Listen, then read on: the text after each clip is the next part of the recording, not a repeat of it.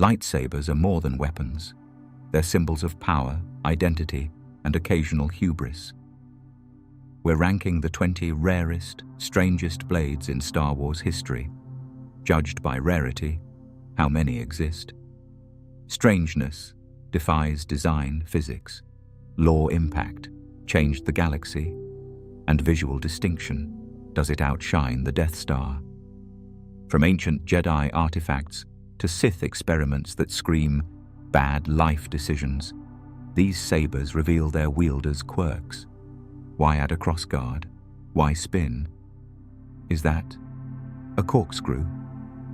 Whether forged in sacred temples or cobbled together in questionable workshops, each blade answers one question. What happens when a Jedi or Sith thinks, "Hold my blue milk"? Spoiler: it's glorious chaos. Ready to see which saber claims the title of Most Unhinged? Let's slice in the hushed corridors of Coruscant's Jedi temple, where sunlight fractures through stained glass skylights and dust motes drift like drifting memories.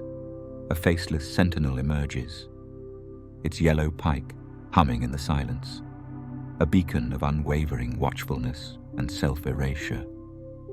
Beneath the mask, no face stirs, only the weight of a vow to protect the sacred peace at the cost of personal identity.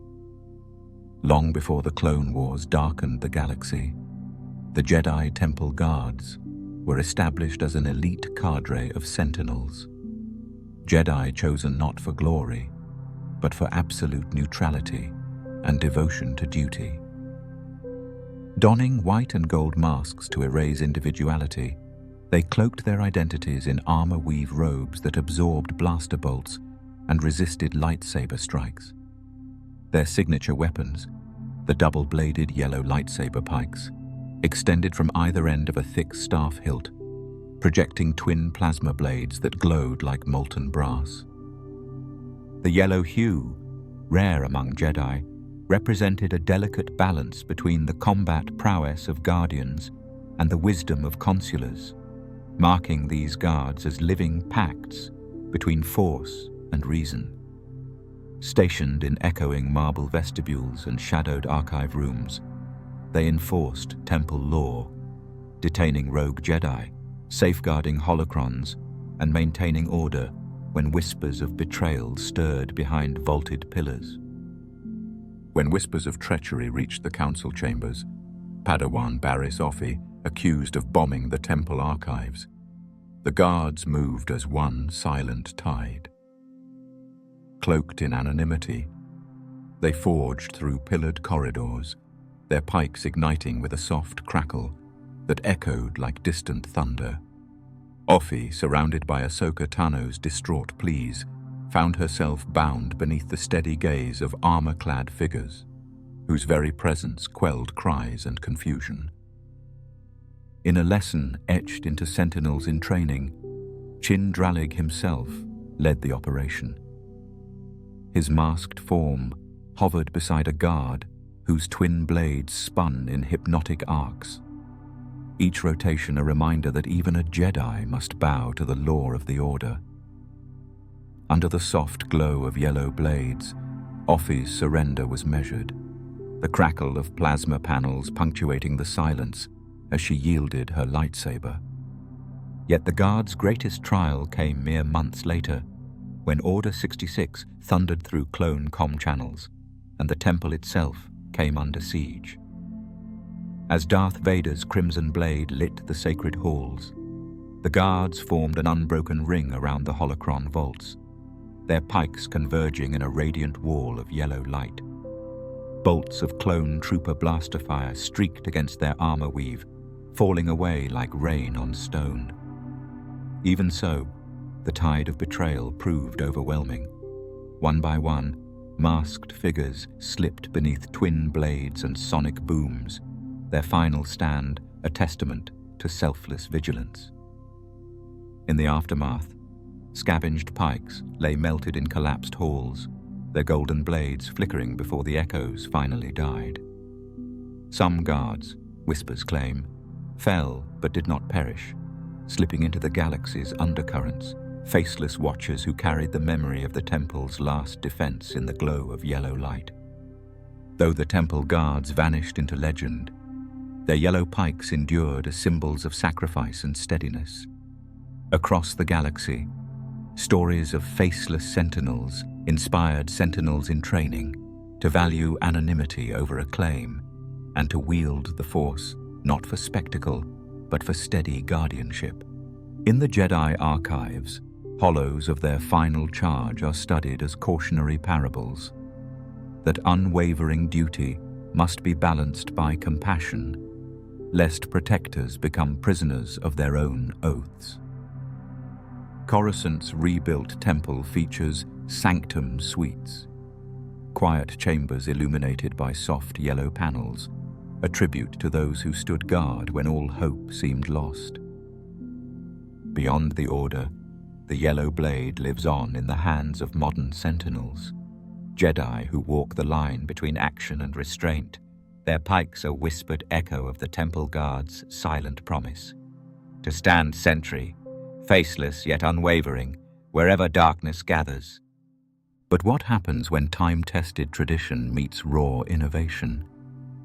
In the shadowy alleys of Lothal, one young outlaw dared to ask, and forged a blade that could both slash and shoot. In Lothal's winding alleyways, where lantern light fractures on rain-slick cobblestones and distant house lights hum through fog, a lone figure stands guard over shadows and hope alike. Ezra Bridger's mismatched hilt glints against brick and mortar, half blaster, half blade, a testament to survival's demand for invention. Here, innovation is law, and rules bend beneath necessity's weight. Ezra Bridger first discovered his Force sensitivity as a street urchin on Lothal, orphaned by Imperial cruelty and raised amid whispered rumors of ancient Jedi. Under Kanan Jarrus's cautious tutelage, he scoured temple ruins for rare kyber crystals, forging his own lightsaber at age 15, a blade unlike any other. Lacking the reflexes to deflect blaster bolts with pure blade alone, Ezra fused a stun blaster module into his hilt, crafting a saber blaster hybrid that could both slash and shoot. Built from salvaged parts donated by Ghost Crew mechanics, the weapon's dual function reflected Ezra's outsider status and the evolving needs of Jedi in hiding. Its blue-white blade pulsed with tempered fierceness, while the blaster bore an energy tube patterned after Ezra's street urchin slingshot, a tribute to his humble origin. In that crude but clever design, hope and pragmatism intertwined, two sides of the same worn coin. During the early days of the rebellion, Ezra and his friends navigated Lothal's shadowy markets, smuggling supplies beneath Imperial patrols. When a squadron of stormtroopers cornered them near the old spaceport, Ezra's blade deflected blaster bolts in blazing arcs. Yet when his friends hesitated, frozen by Imperial numbers, Ezra flipped his hilt and fired a stun round into the nearest trooper's chest plate. That single shot, echoing against corrugated walls, shattered the ambush. Dual plasma and ballistic projectiles converged in a symphony of defiance, scattering troopers and clearing a path to safety. As his friends ducked behind crates, Ezra's mismatched hilt glowed, half the tool of tradition, half the tool of necessity. Later, on an abandoned freighter moored at the docks, the Ghost Crew confronted a higher threat. An Imperial interrogator droid whose sensors overwhelmed even their Force-shrouded cells. Jarrus's blade could only do so much. When the droid's energy net snapped shut, Ezra pivoted, transforming his saber into blaster mode and disrupting the droid's circuits with precise stuns. In that moment, Ezra's innovation reshaped their escape. The weapon's roaring plasma gave way to controlled bursts of pressure, buying time for Sabine's explosives to shatter rusted bulkheads. As hull plates crumpled, Ezra slipped through the breach, blade side first, proving that survival often demands bending the rules more than obeying them. Ezra's Saber Blaster hybrid became legend among rebellion cells, a symbol of adaptability when orthodox Jedi ways faltered under Imperial siege. Pilots on Lothal's secret runways whispered of the Outlaw Jedi who could gut a stormtrooper from 50 meters. In New Republic archives, his weapon is studied as a case study in guerrilla innovation, inspiring experimental modular hilt projects that pair plasma emitters with stun rod attachments. Yet for Ezra, the true legacy lies in the lives saved, and the lines he blurred between Jedi tradition and necessary improvisation. Modern Sentinels balance heritage and flexibility, recalling his words, "I might not be able to sword fight yet, but I can shoot." In that concise confession, the hybrid outlaw's philosophy endures. When darkness descends, you wield whatever light you can. If a saber can shoot, can it also spin? Ahead lies a swirling cyclone of menace, where fear and spectacle merge. A disk of dread forged to terrify Jedi survivors and redefine what a lightsaber can be. In the shadow-lit corridors of Imperial Keep and Fortress, a sudden hum crescendos into a roar, a rotating ring of crimson light slicing through darkness, spinning with inexorable dread. The Grand Inquisitor stands at its center, a cyclone of menace incarnate, his every sweep and spin designed to paralyze the will before it severs bone. Born of the Inquisitorius's dark ambition, the spinning disc hilt was engineered to terrify as much as it was to kill. Imperial weaponsmiths grafted twin kyber crystals into a reinforced cylindrical grip, producing a red blade that could extend in single or double-edged crescent modes, or transform into a deadly spinning circle like a chainsaw of light. The weapon's ring-shaped emitter guard concealed internal gyroscopes and magnetic stabilizers, allowing the disc to accelerate without tearing itself apart. Its creator, a shadowed sect within the Empire's forges, tested prototypes on abandoned battlefields, measuring fear responses in fleeing troopers before refinement ever touched a Jedi skull. The Grand Inquisitor, a Pauan of uncanny agility, proved its perfect wielder. His long limbs and deliberate grace masked the savage pulses of red light, bathing his foes in dread.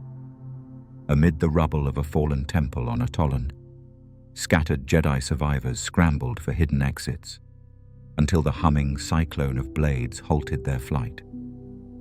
A single disc-mode spin sliced through a stone pillar, sending shards like sparks of doom into the gloom. Some dared to fight.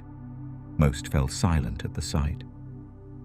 When one master lunged, expecting a standard duel, the Inquisitor pivoted, unleashing a spinning torrent that battered shields and fractured lightsabers as though they were brittle reeds. He pressed his advantage, rotating the disc faster until its edge glowed white-hot, forging a barrier of whirling plasma that no apprentice could breach. Jedi crouched, their blades flickering in fear as the Inquisitor advanced like a living tempest, each step shaking ash from vaulted beams.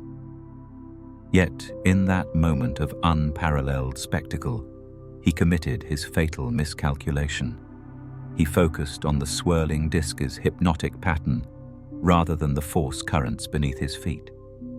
A displaced foot, hidden by whirling light, slipped on loose rubble. In that heartbeat, a lone survivor, bloodied and desperate, dove beneath the rotating ring, brandishing a broken blade with trembling hands. The disc's momentum carried it past its wielder's guard, and the inert ring clipped a support beam.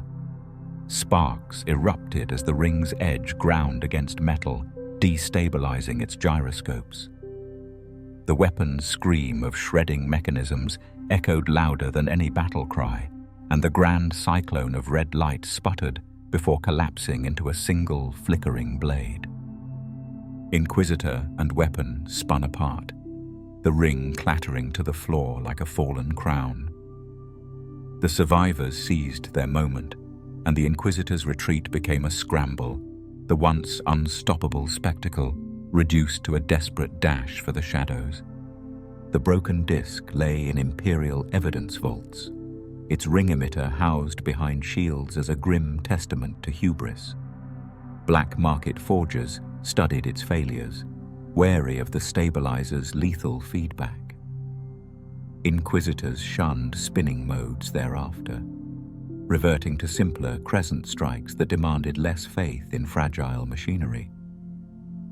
Jedi historians etched the tale into cautionary tomes. Fear is a blade, but spectacle alone does not win wars. On Coruscant's hidden training grounds, young knights spar with weighted rings, honing footwork to avoid the allure of the spinning disc's fatal flaw. Sometimes the rarest weapons are born from the rarest crystals. But even a crystal's magic cannot cure a broken design.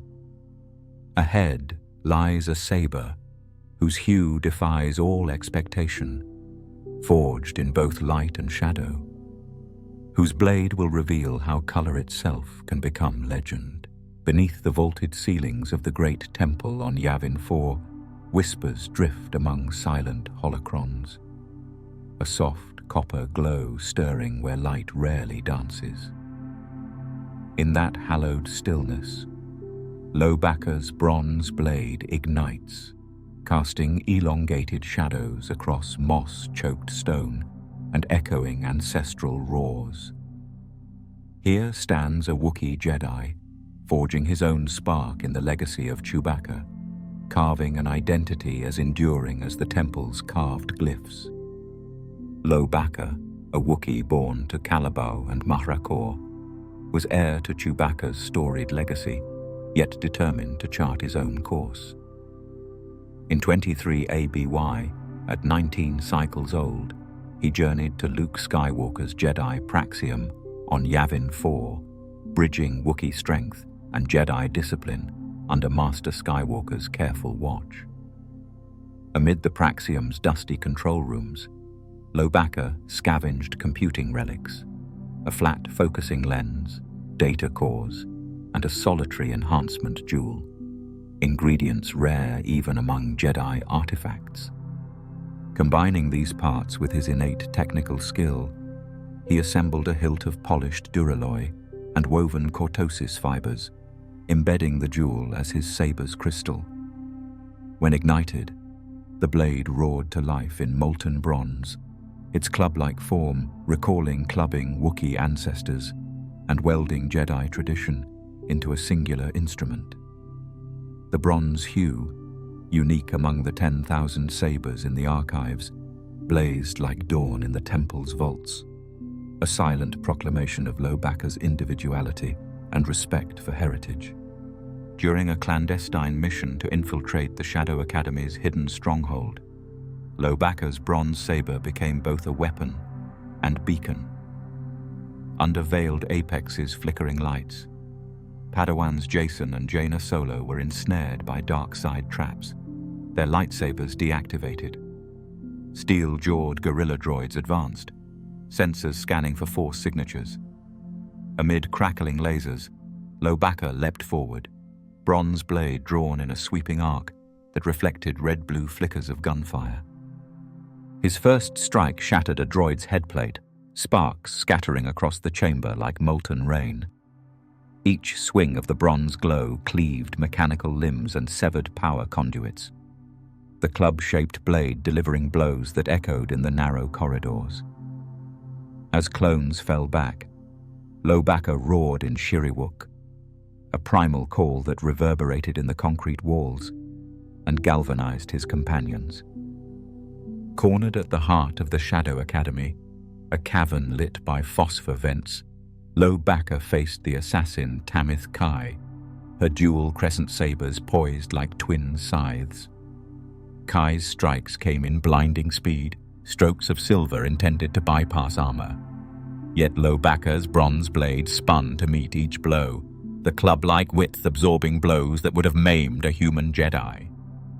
In a moment of desperate clarity, Lowbacca channeled the Force through his Wookiee sinew, planting his feet and slamming the blade's pommel into Kai's midriff. The impact shattered her balance, and the bronze saber's glow hummed as it severed her connection to her Kyber shard. With Kai's defeat, the chamber fell silent, save for Lowbacca's ragged breath and the soft resonance of his blade's edge. Lowbacca's bronze saber entered Jedi records as an enigma, an enhancement Jewel's singular glow that defied convention and inspired new generations. Archivists note its existence as testament to the Jedi ideal, that every student, regardless of species, may forge their destiny within the Order's embrace. In Coruscant's Jedi archives, a preserved bronze saber segment rests beneath glass, its surface etched with Wookiee runes and Praxium calibration marks. Pilots on New Republic skiffs speak of the Wookiee torch, a code that evokes Lowbacca's unbreakable will. Younglings sparring under Master Yoda's watch are reminded, "A blade's color reveals the heart of its wielder."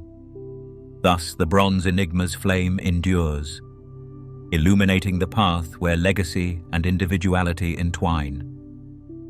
But not all rare colors are found in the official holocrons. Beyond known spectra, fan lore and hidden archives whisper of hues unseen by most eyes, where imagination forges sabers as colorful as dreams. In the flickering glow of countless screens, a lone spark of pink ignites, a beacon of rebellion in a galaxy awash with blue and green. From humble forum threads to hollow archives of distant worlds, the legend of the pink lightsaber begins not in temple forges, but in the boundless creativity of fans. Here, imagination carves a path beyond canon, painting new strokes of hope across the monochrome canvas of tradition. Long before the pink saber graced official holocrons, it lived in whispers across message boards and fan fictions, a symbol of yearning for something boldly different. In pixel-lit chat rooms, early concept artists sketched hilt designs wrapped in magenta filigree. Coders created holo mods that bathed training simulators in rosy light, while storytellers penned tales of Jedi whose empathy shone as bright as their unconventional blades. Each post and pixel spread seeds of possibility. If the Force is boundless, why must its colors be limited? As fan-made animations and 3D renders gained traction, whispers reached the ears of expanded universe authors.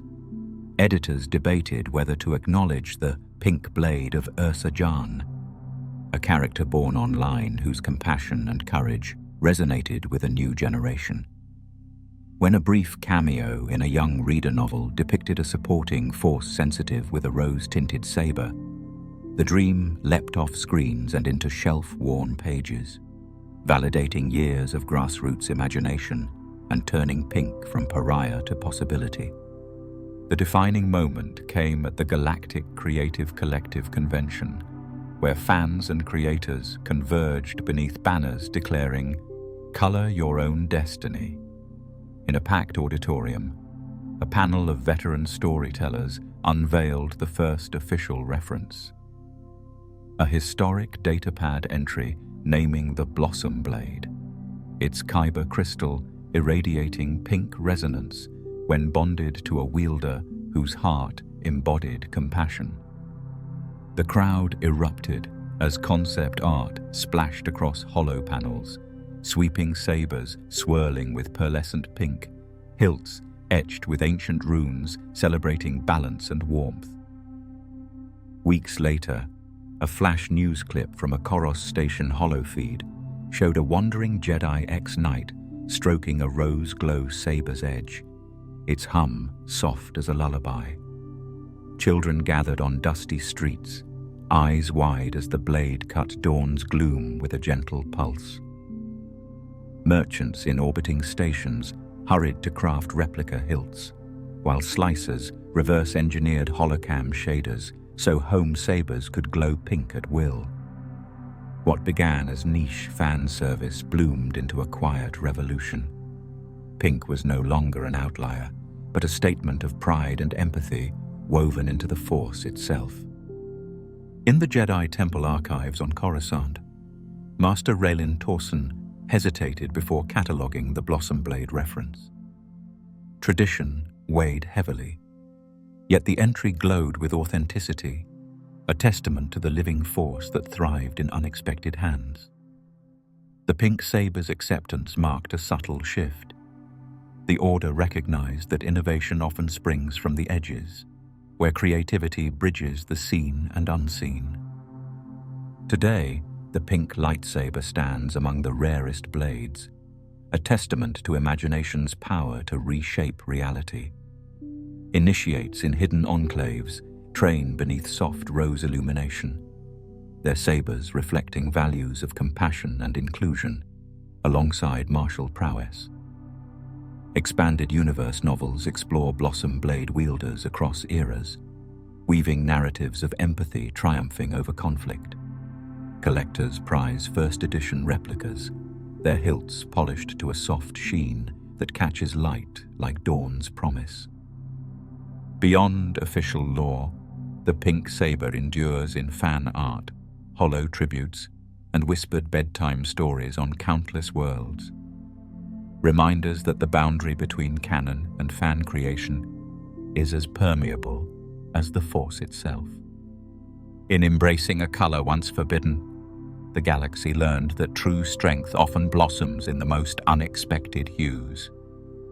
Some sabers are rare because they're forbidden, yet beyond regulatory edicts and tradition's fence lies a sword of ancient darkness, the Sith sword, where metal thirsts for the dark side and no blade carries such forbidden weight. Beneath vaulted ceilings where time itself seems entombed, the grand archives of Coruscant breathe in shadows. Dust motes drift like forgotten constellations through amber-lit aisles, and silence pools thick as velvet, until it shatters. A crack splits the stillness, sharp as fractured bone. From the trembling grip of a scholar erupts a crimson blade, its glow staining parchment and stone alike. Jocasta Nu, keeper of the archives, devoted her life to safeguarding the Republic's most priceless records. Holocron after holocron, every scroll catalogued with reverent precision. Yet beneath her scholarly robes, she carried a hidden conviction that knowledge alone was not enough to protect the galaxy. When war spilled into Coruscant's politics, conspiracies twisted facts into weapons. The Jedi Council forbade her from arming herself beyond a standard lightsaber, but as whispers of treason spread, Jocasta took matters into her own hands. In a forgotten corner of the archives, she unearthed prototype schematics left by a long-dead Jedi artisan, a hybrid design merging lightsaber technology with a long-rifled emitter barrel. Late nights found her combining kyber shards with graviton accelerators scavenged from senatorial couriers. Cortosis mesh lined the barrel to absorb feedback, while durasteel reinforcements steadied each shot. When at last she ignited the weapon, it hummed like a scholar's heartbeat, each pulse a promise that knowledge, once weaponized, could change the course of history. The archives trembled the day Senate security forces stormed the vaults under orders of a covert cabal. Holocrons smashed and guards fell, their questions unanswered as blaster fire shattered stained glass windows.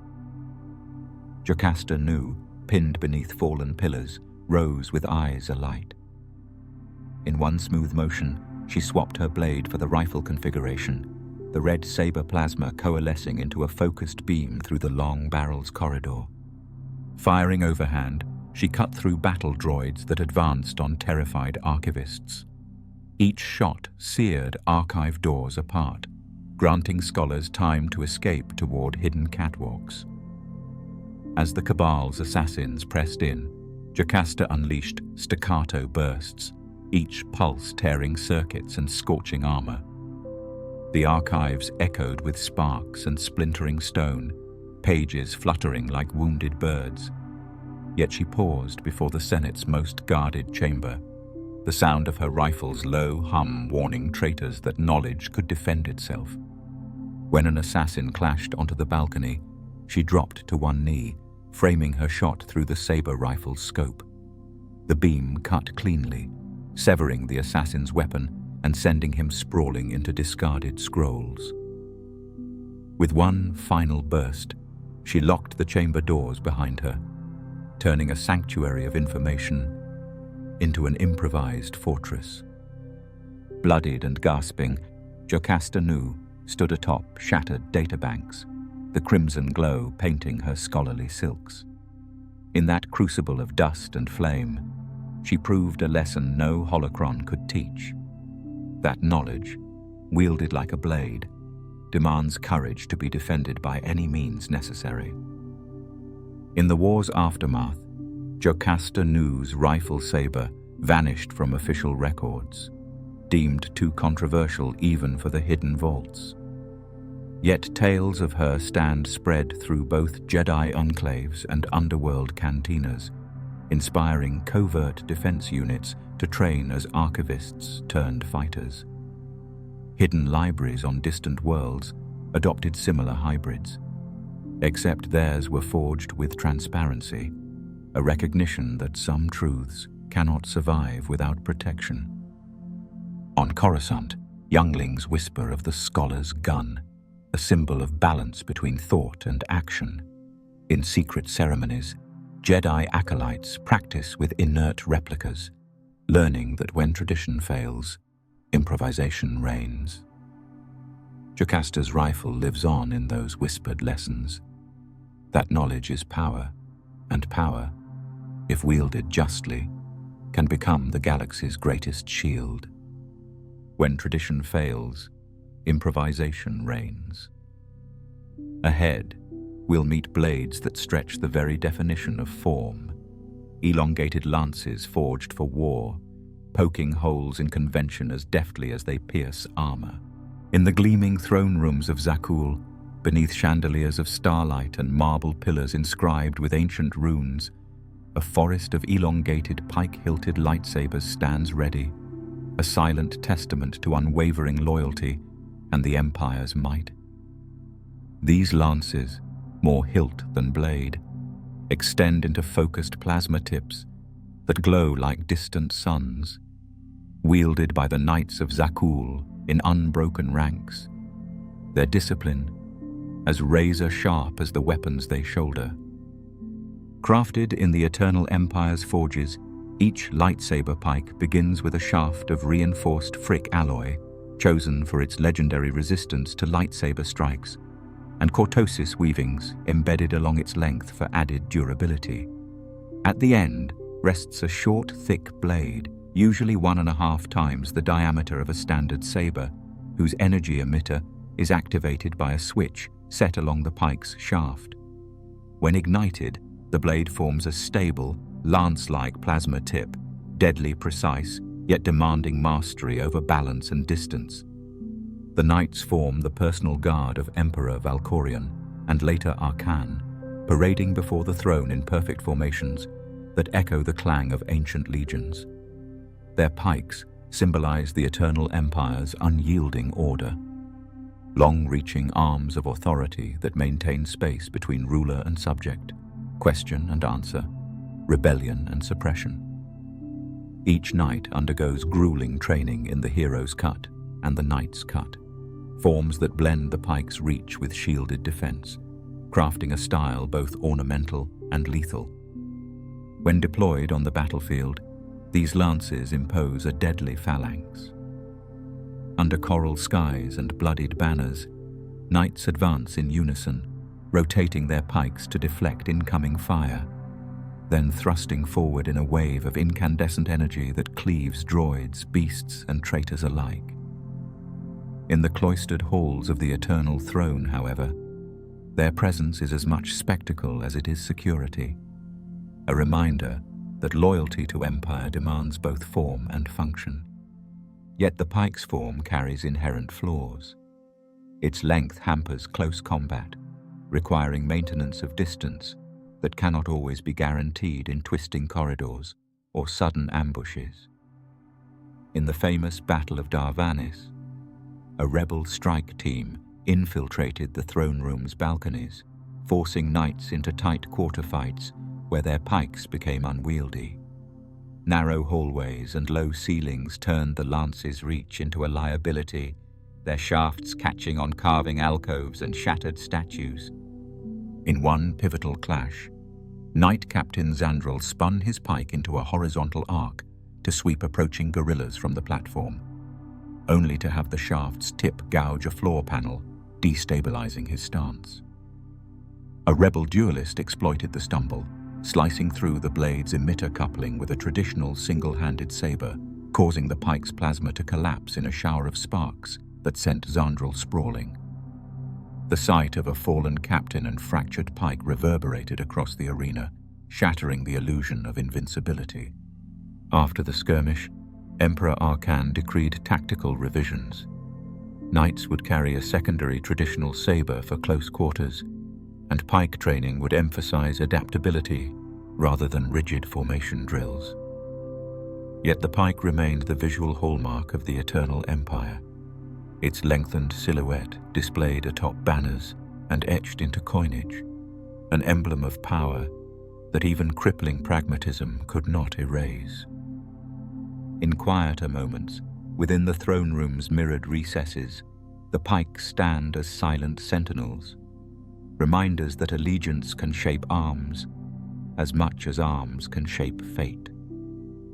Their elongated shafts, tipped with focused light, embody the Empire's reach, a gentle stroke from afar or a crushing blow at the Emperor's command. Yet beneath the polished form lies an immutable truth. When tradition stifles flexibility, even the most majestic weapons can falter. Snow fell like powdered ash over Starkiller Base's frozen wastelands, drifting onto cracked ice and gleaming metal corridors. In that brittle stillness, a crimson glow pulsed, Kylo Ren's Crossguard igniting with a sputtering roar that cut through the biting air. Two lateral vents spat fire like wounded wings, and the unstable blade hissed its warning. Power unleashed yet unchained, a testament to a soul torn between light and shadow. Ben Solo's journey from the light began in the hallowed halls of Luke Skywalker's Jedi Academy, where hope lingered among the ancient walls. Yet whispers of legacy weighed heavy on his shoulders, echoes of Anakin's fall and the Skywalker name's jagged promise. Within that pressure, Ben's connection to the Force became a tempest, pulling him to the dark side's raw edge. On Starkiller Base, wielding his first lightsaber, he shattered its unstable kyber crystal in a desperate moment of rage. The fissured shard fused to a custom hilt, its core ablaze with fault lines of red and silver. Fearful of collapse, engineering knights drilled two lateral vents into the chassis, creating crossguards that bled plasma to stabilize the core. In metal and fire, Kylo fused violent emotion with meticulous design, birthing the Crossguard saber. Part relic, part reckoning.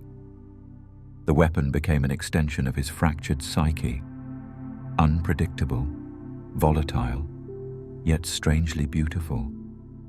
Each activation released hissing sparks and distorted hums, reflecting his inner turmoil in sound and light. From Academy shadows to Imperial triumph, his blade declared that power, once contained, could and would burn from within. The bitter wind carried the clash of sabers across Starkiller Base's hangar, where Kylo Ren faced Rey and Finn amid starship wreckage. Ice glittered beneath their boots, and every breath hung in frozen clouds. Ren's Crossguard ignited, its unstable core flaring as he lunged, each strike unleashing geysers of red plasma. Rey parried with cautious grace, her blue blade quivering against the crackling Inferno. Atop a twisted walkway, Kylo advanced, the vents hissing like twin wounded beasts. Sparks shot skyward, illuminating his mask's cracked facade. When he swung in a wide arc, the unstable crystal pulsed violently, sending a shockwave that knocked Finn off balance and rattled Rey's resolve. Each clash resonated like thunder, echoing in cavernous steel. Yet in his fury, Kylo stumbled. The crystal's fracture widened, its core threatening meltdown. Rey sensed the moment's precarious edge and pressed forward, her blade humming a plea for peace. In that instant, Kylo hesitated, his hand gripping the hilt as smoke curled from the vents. The flame at his command flickered, betraying his doubt. Rey seized the opening, slicing across his gauntleted arm. Plasma sizzled in midair as the Crossguard's right vent clipped a support beam, its vent welds glowing white-hot. The blast sent Kylo staggering back, the fractured crystal sputtering and splintering in fits of crimson light. His saber collapsed to a single, unstable blade, before flickering out entirely. Silence reclaimed the hangar, broken only by distant rumble of collapsing ice. Kylo Ren stood, breathing ragged, his Crossguard's fire extinguished. In that frozen void, he faced the wreckage of his creation, a weapon that mirrored his own volatile soul. Rey lowered her saber, her gaze steady but uncertain, as the true cost of unbridled power settled beneath the falling snow. Kylo Ren's Crossguard saber became a legend among the First Order's elite and rebel factions alike, a weapon of spectacle and fear, yet born of personal fracture. Knight aspirants studied hollow clips of its ignition, learning of the crystal's unstable dance and the thin line between control and collapse. In hidden workshops, engineers experimented with vented hilts, seeking to tame volatility, but few dared replicate the core's raw power. Across the galaxy, its image appeared on propaganda hollows, the flaming Crossguard symbolizing the First Order's ruthless resolve. Yet in secret circles, whispers spoke of the blade's failure, its extinction echoing a warning that raw emotion, left unchecked, can shatter both crystal and spirit. Some blades are not just rare, they're legendary. Ahead, one saber defied color itself, forged in ancient Mandalorian rites, and reborn as a symbol of leadership, where heritage and power collide in black light.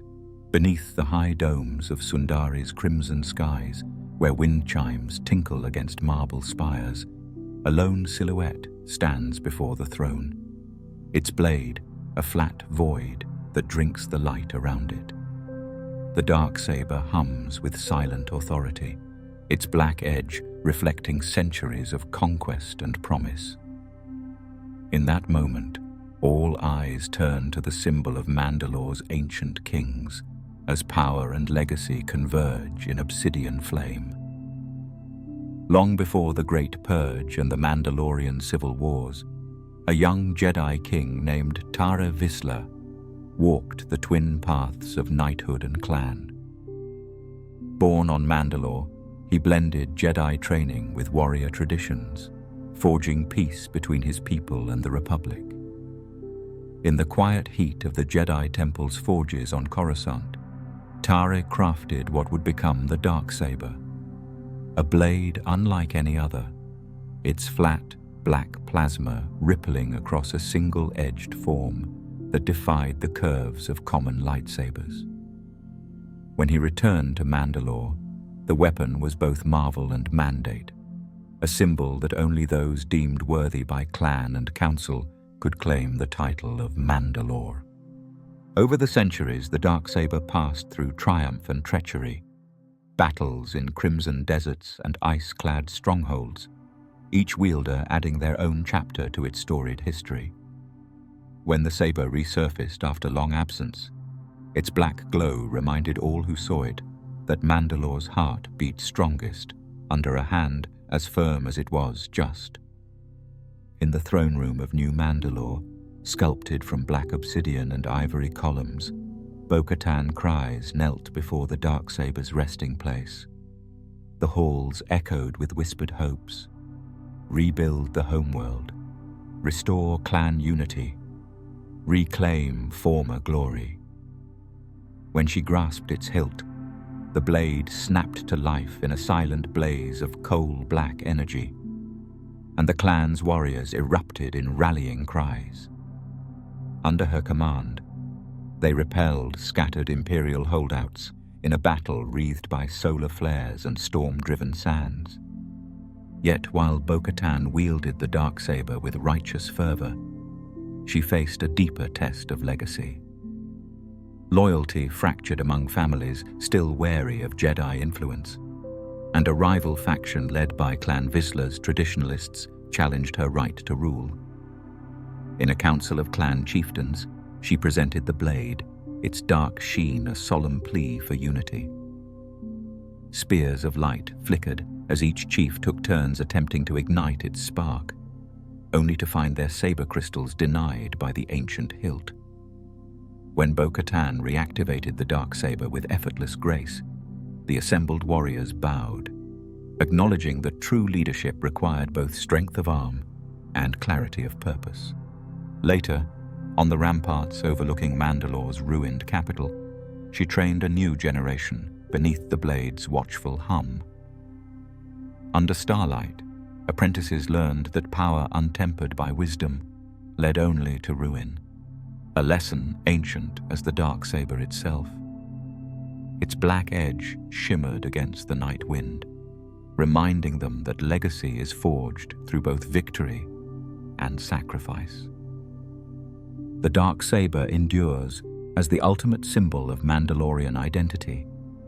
In holocams across the outer rim, its black glow heralds treaties and coronations alike. Clan banners display its silhouette beside the mythic skull of Mandalore the Great, uniting warrior and ruler under a single standard. Educators in rebuilt academies teach that the blade's power derives not from plasma alone, but from the honor of its wielder, an ideal as immutable as the blade's obsidian shine. When disputes arise, tradition calls for ritual challenge. Only by winning the Darksaber in combat may one claim the right to lead. Through each passing age, the ebony edge remains a torch in Mandalore's night, an eternal reminder that true rulership springs from unity, courage, and an unyielding bond to one's people. But even legends have rivals in rarity. On distant worlds, other sabers hide in myth and shadow, blades that bend metal, sing with living light, or burn with colors unseen. Next, the enigmatic paradox of Mace Windu's violet beacon awaits.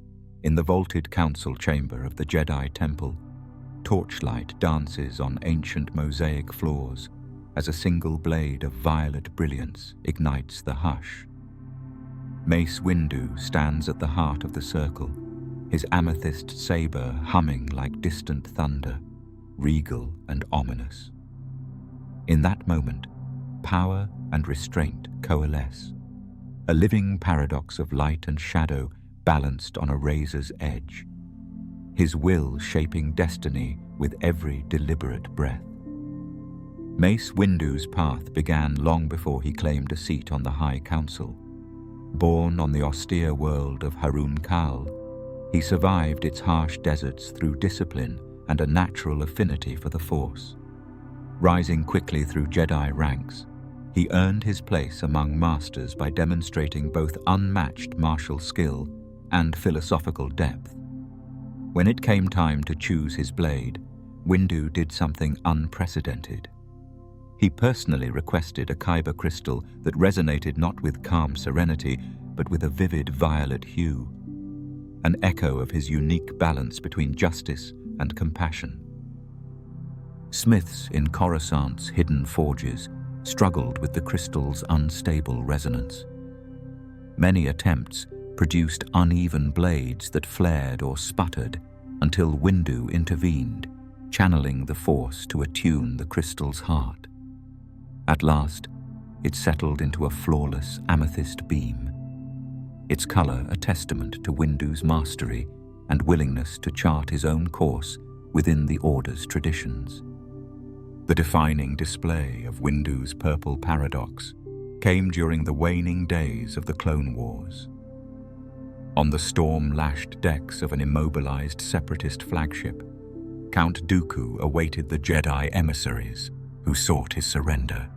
As Windu led a small vanguard through corridors slick with coolant, his violet blade cut through shadows, a beacon guiding armored clones toward the bridge. When Dooku appeared, cloaked in dark robes and wielding twin curved blades, the air crackled with anticipation. The two former masters circled amid shattered holoprojectors, their blades igniting in violet and red.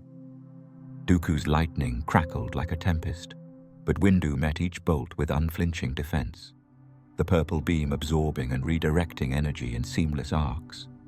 He struck with precision, driving Dooku back until the Count fell to one knee. Yet it was not mere combat prowess that defined the encounter, but Windu's refusal to give in to vengeance.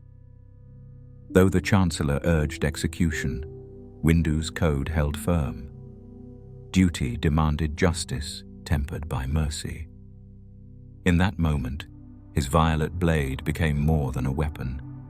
It stood for the ideal that power must be governed by unwavering principle. When the duel ended and Dooku was bound, Windu deactivated his blade with calm resolve, its purple glow fading into the stilled air. Clones moved forward to claim the prize, but the saber's final note lingered, a lesson in balance resonating through the ship's silent corridors. Windu's purple saber inspired generations of Jedi who saw in its hue a symbol that the Force could transcend strict dogma. Padawans studied holovids of the Dooku duel to learn that mastery meant more than raw power. It required moral courage. In the Jedi Temple's training halls, instructors taught the Windu form, a style emphasizing measured strikes and inner calm. The purple blade's image imprinted on sparring dummies and mural frescoes alike. Across the galaxy, the purple saber became a quiet reminder that distinction in the Force could come from individuality, not conformity. On Yavin 4 and Lothal, young Force-sensitive recruits whispered of the amethyst edge, dreaming of forging their own path.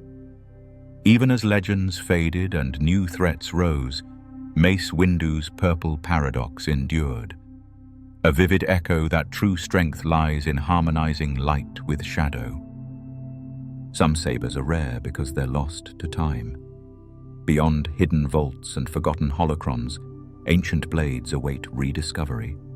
Sabers whose histories vanished with empires and whose secrets may yet reshape the galaxy once more. Beneath Tatooine's twin suns, where dunes stretch like endless tides of time, a single spark of gold pierces dawn's haze. Rey Skywalker kneels in the shifting sand, her yellow blade casting long shadows across tomb-scarred tombstones and buried legacies. In that silent moment, the saber hums like a promise reborn, the end of an age of conflict, and the dawn of a new chapter written in light. After the fall of the Empire and the legends of old sagas, the Jedi Order lay scattered, its temples empty, its traditions fractured. Rey, a scavenger turned savior, wandered desert and ruin seeking answers, guided by echoes of both Skywalker and Kenobi. In the heart of a forgotten temple on Tatooine, she discovered an ancient yellow kyber crystal, its facet worn smooth by centuries of neglect. Inspired by the silent sentinels of Coruscant's lost temple guards, who once wielded double-bladed yellow pikes in unwavering vigilance, Rey envisioned a blade that could bridge past and future. With a hilt pieced from her own staff components and tempered by Force-guided instincts, she forged a single-bladed lightsaber whose sunlight hue embodied hope's renewal. That yellow saber became more than a weapon. It was a torch held high after endless night, a testament to resilience and the belief that even the smallest spark can ignite a galaxy's rebirth.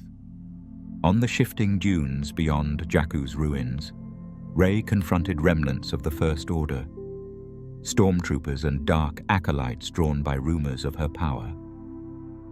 As the cold wind whipped sand into stinging curtains, she ignited her yellow blade. Unlike the stark blue or green of old Jedi, this hue glowed like firelight on the edge of oblivion. The first clash was sudden. A squad advanced on her position, their white armor stark against ochre sands. Rey moved with fluid grace, her saber carving arcs of gold that deflected blaster bolts in shimmering bursts.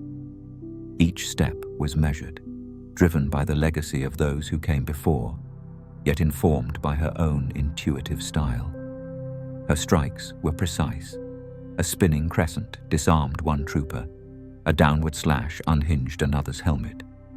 But the trial deepened when a wounded Darkside acolyte, cloaked in charred robes, charged from behind a broken turret. His red blade crackled with malice. Rey pivoted, the yellow glow filling her vision with dawn-like clarity. They traded blows, saber against saber, in a dance of opposing light. Sparks flew, illuminating their faces with fleeting warmth. As the duel reached its crescendo, the acolyte unleashed a surge of dark energy, swirling sand and heat into a vortex. Rey closed her eyes, breathing slowly, anchoring herself in hope. She raised her saber high, its golden blade flaring, and thrust forward. The blade's light cleaved through the vortex, dissipating shadow and gale in a single, resolute stroke. When she opened her eyes, the acolyte lay still, the yellow glow painting the dune in gentle relief. Rey collapsed to one knee, feeling the weight of both victory and responsibility. This was more than triumph. It was proof that new legacies are built upon both old wisdom and brave innovation. Rey's yellow saber became an icon of the new Jedi Order, its hue adopted by acolytes across scattered enclaves.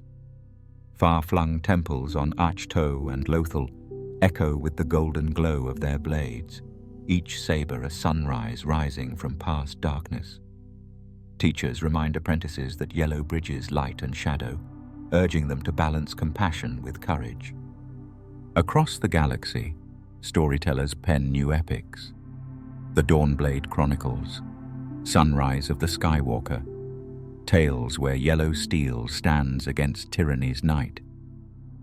In crowded cantinas and quiet shrines, holocams display the Saber's first duel on Jakku, inspiring countless to reclaim lost hope. Rey's legacy reminds all that an ending carries within it the seeds of a beginning, and that the brightest dawn arises after the longest night. Some colors are so rare, they're almost myth. Beyond known hues, whispers tell of blades forged in rainbow light, of prisms singing with every step.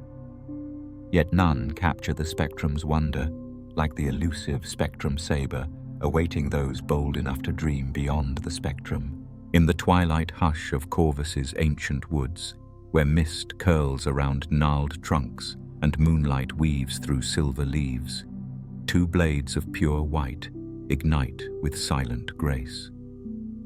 Ahsoka Tano stands between shadow and memory, her twin sabers humming like distant bells.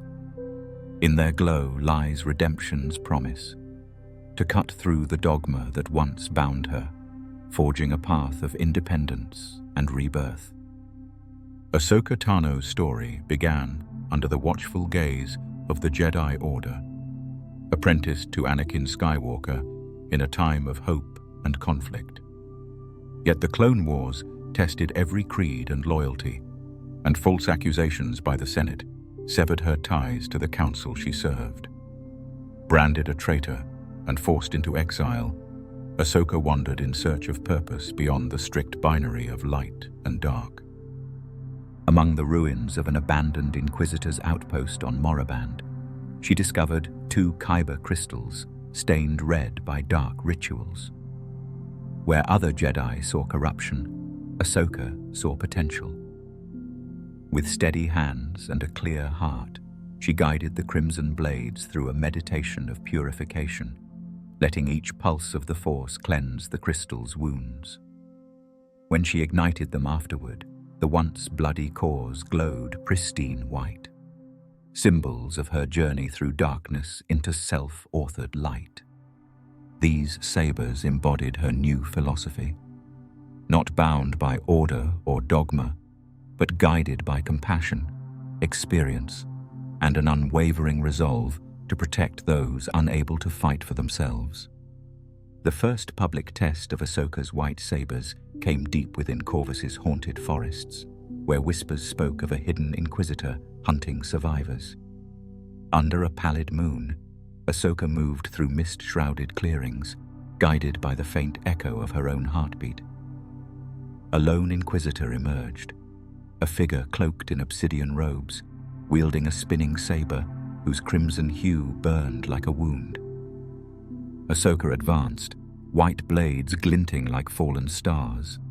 With twin strikes, she deflected lethal arcs of red energy, each parry singing against her wrist guards. The Inquisitor pressed the attack, spinning his vicious weapon to drive her back into the twisted roots. Yet, as his crimson blade descended in a fatal arc, Ahsoka's white sabers crossed, absorbing the blow in a silent flash. She riposted with a graceful lunge, her dual beams weaving a storm of white light that shattered the Inquisitor's weapon guard. The crimson saber snapped from his grip, skittering across mossy stones. Without hesitation, Ahsoka paused, lowering her white blades in mercy. The Inquisitor's mask fell away, revealing a haunted face, no longer a threat, but a victim of fanaticism. In that moment, the forest stilled. Ahsoka's white sabers hummed softly, their glow painting her silhouette as both judge and savior. She offered a hand to the fallen Inquisitor, and in that act of compassion, she proved that redemption is not won by bloodshed, but by the power of choice. Ahsoka Tano's white sabers became icons of hope, whispered across war-scarred worlds. Rebels in hiding spoke of the ghost of the Jedi, her twin white blades striking from shadows to protect the vulnerable. Hidden enclaves trained in her style, blending defense and compassion to mirror her dual commitment to justice and mercy. In the New Republic's fledgling academies, instructors displayed replicas of her white crystals, teaching that bonds to the Force transcend institutional edicts. Holodramas recounted her trials, exoneration, exile, and emergence with blades purified by conviction rather than command.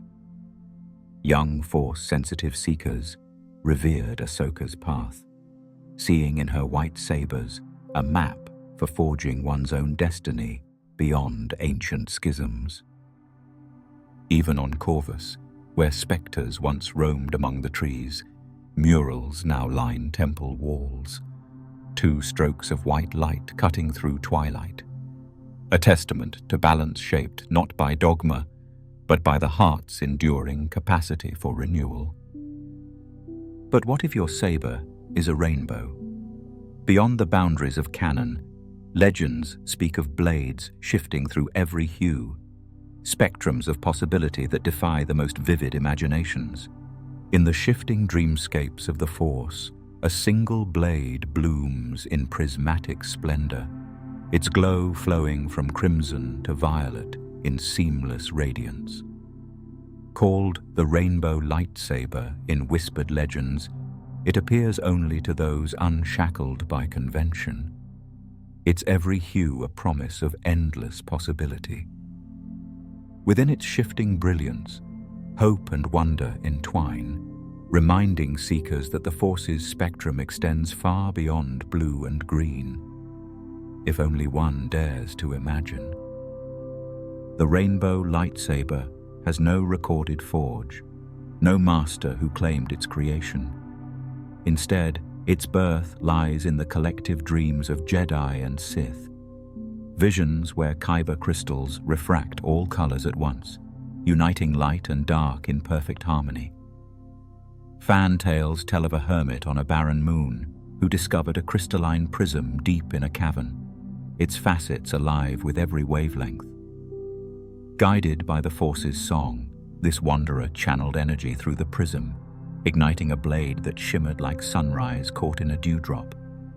Though dismissed by academia and forbidden from holocrons, the myth endured in faded data cards and codices hidden in forgotten archives. Storytellers on distant outposts painted it as the ultimate outlier, a saber that transcended affiliation, usable by those whose hearts embraced all facets of the Force. Generations later, children in hidden temples rehearse its lore as bedtime legend, believing its spectrum holds secrets yet unspoken. In a secluded valley of Ilum, where crystal forests hum with latent power, a young Force-sensitive named Serra stumbled upon an ancient cave filled with shards of colored kyber. Drawn by an inner call, she gathered fragments of ruby, sapphire, emerald, and amethyst, weaving them into a makeshift hilt. As she focused her intent on unity, the shards fused into a single iridescent core. When ignited, the rainbow lightsaber blossomed in a cascade of color, each hue flowing into the next like strokes on a painter's palette. Word of Serra's blade spread through cloaked beggar camps and temple sanctums alike. A deputation of Jedi arrived, their blue and green sabers humming in quiet concern. Master Kalan, bearing a blade of pure white, stepped forward to test the legend. In the twilight hush, he clashed with Serra, not in hostility, but in ceremony. Their blades danced, white met rainbow, and Serra's kaleidoscopic edge responded in kind, each color flaring to meet each technique.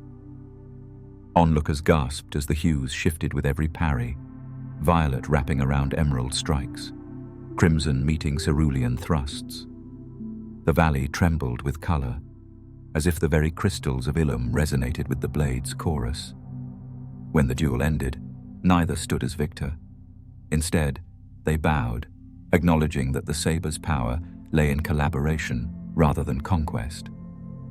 Seeing the potential and the peril, Master Kalan decreed the blade remain in seclusion, its spectrum too intoxicating to risk misuse. Serra agreed, placing the saber upon a crystalline altar deep below the ice. Yet the vision of its brilliance endured in all who witnessed it, a reminder that the Force's light need never be confined to a single note. Though the rainbow lightsaber remains locked beneath Ilum's glacial halls, its legend ignites creativity across the galaxy. Holocams in distant cantinas show hollow artists rendering blades in every possible hue. Storytellers on Coruscant's lower levels weave tales of a saber that can heal as well as harm, each color symbolizing a different facet of harmony. In orphanages on Taris, children fashion radiant toys from reclaimed tech, dreaming of blades that reflect their boundless hearts. Within secret Jedi enclaves, acolytes practice color-blending lightsaber drills, hoping to glimpse the rainbow's full spectrum in controlled bursts. Though no one has yet reignited Serra's blade, the myth persists as a testament to imagination's power in the Force.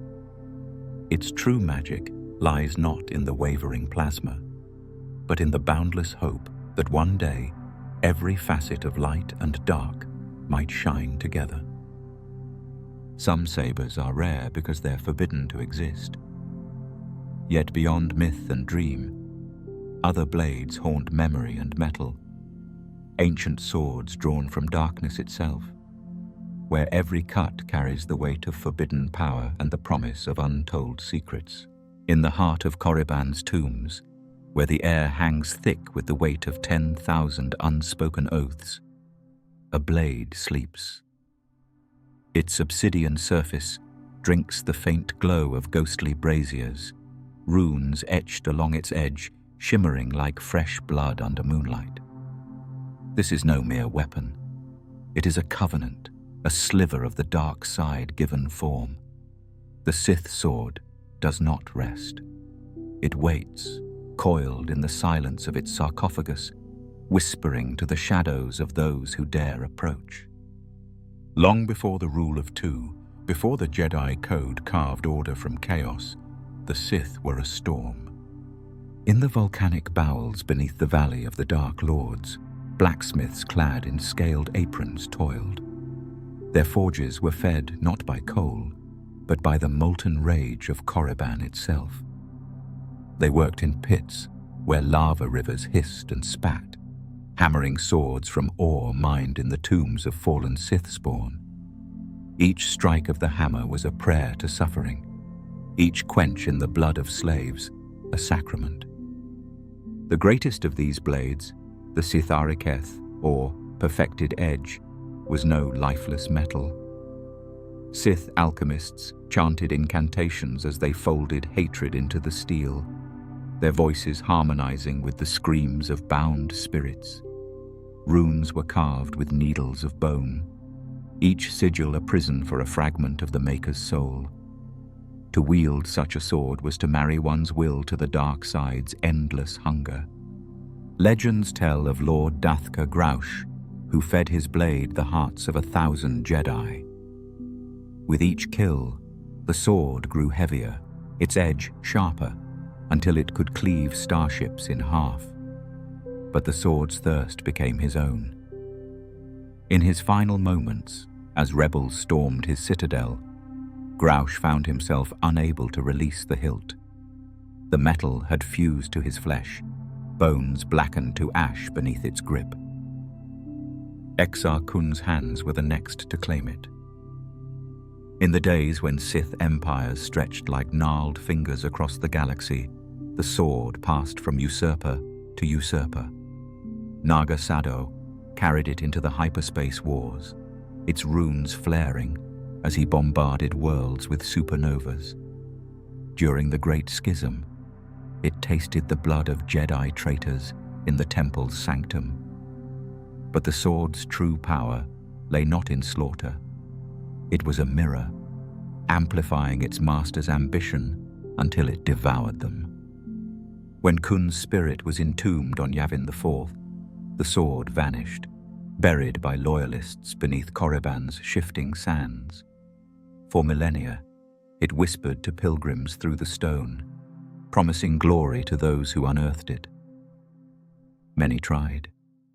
Their skeletons, fused to the tomb walls, still clutch at pickaxes frozen mid-swing. The sword's silence broke with the coming of Darth Bane.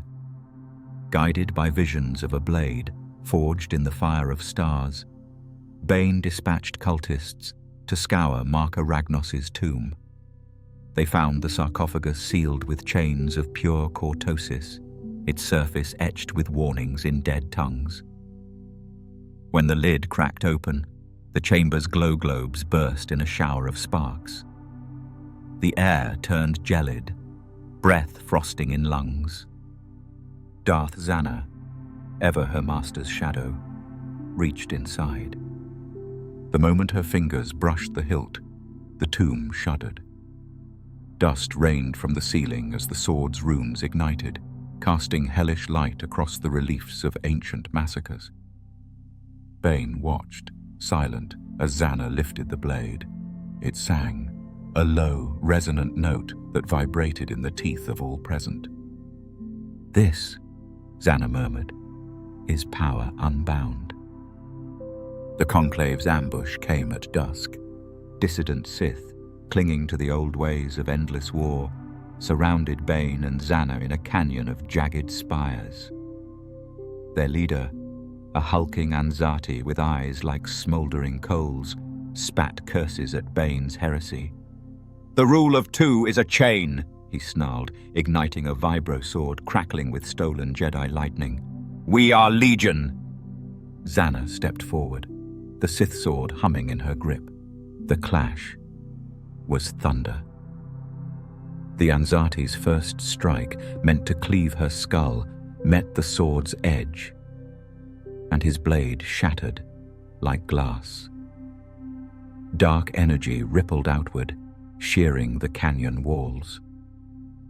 Zannah moved like smoke, the sword's weight non-existent in her hands. It drank the Anzati's next blow, the runes flaring as it siphoned his fury into itself. With a twist, she severed his arm, then his head, the sword's edge passing through flesh and bone as if they were mist. Around her, the remaining dissidents fell. One, a Twi'lek sorceress, hurled bolts of crimson lightning. The sword absorbed them, its blade glowing white-hot, before lashing back with a storm of its own. Another, a Mandalorian clad in Beskar, lasted 3 breaths before his armor crumpled like foil under the sword's hunger. But as the last foe fell, Zannah staggered. The sword's hilt burned her palm, its whispers now screams. Visions assailed her, galaxies crumbling, Bane's throat beneath the blade, her own face rotting as the sword's first masters had. With a cry, she drove the tip into the obsidian sand, severing the connection. "It is too much," she gasped, her hand blistered and blackened. Bane nodded, though his eyes lingered on the blade. Power demands sacrifice, but even the Sith must choose which sacrifices are worthy. The sword sleeps once more, but its dreams are restless. On Exegol, Sith eternal acolytes scry its location through pools of mercury. On Dromund Kaas, a cult sacrifices virgins to a shard of its blade, believing it a holy relic. Jedi archivists, meanwhile, debate its destruction, but fear handling it might corrupt even their staunchest knights. In the sands of Korriban, the sword waits. Its runes pulse faintly, a heartbeat synced to the dark side's ebb and flow. Some say it calls to the desperate, a smuggler fleeing Hutt justice, a senator nursing secret ambitions, a Jedi knight teetering on the edge of doubt. All who hear its song face the same choice, to master the darkness or be mastered by it. Darth Tyrannus once mused that the Sith sword was a paradox, a weapon that conquers all but its wielder. Yet in the dead of night, when even Sith lords quiet their scheming, a question lingers. What if the sword's true purpose is not to serve, but to test? To cull the weak, ensuring only the strongest darkness survives? The answer, perhaps, lies in the hand that next raises it, and whether they understand that every blade cuts both ways. From the ashes of rigid tradition rises a weapon of fluid ruin, a lash of plasma that defies form and forges chaos. In its wake, even the mightiest defenses crumble.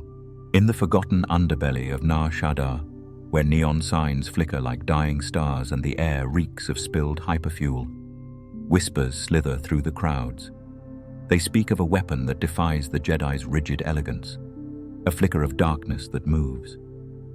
Not a blade, but a creature, a light whip, its plasma tendrils hissing through the air like starved ack dogs straining at their chains. To face it is to dance with chaos itself. Long before the rule of two codified Sith ambition, their warlords reveled in experimentation. On Korriban's blood-soaked sands, where the tombs of ancient dark lords hum with unresolved rage, Sith artisans toiled in volcanic forges. They sought weapons that mirrored the dark side's caprice, unpredictable, untamed. The light whip was their masterpiece.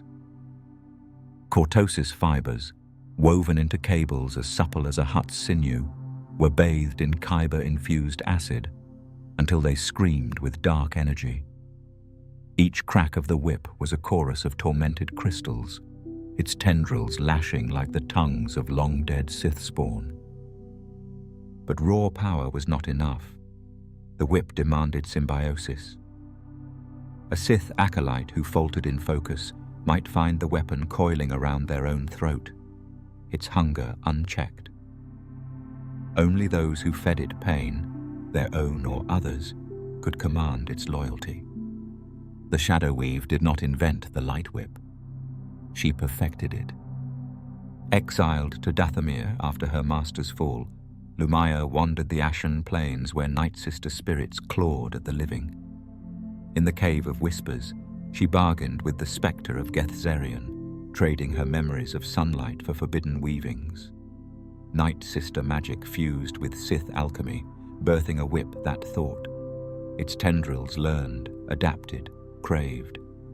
Holocrons show fragments of her trials.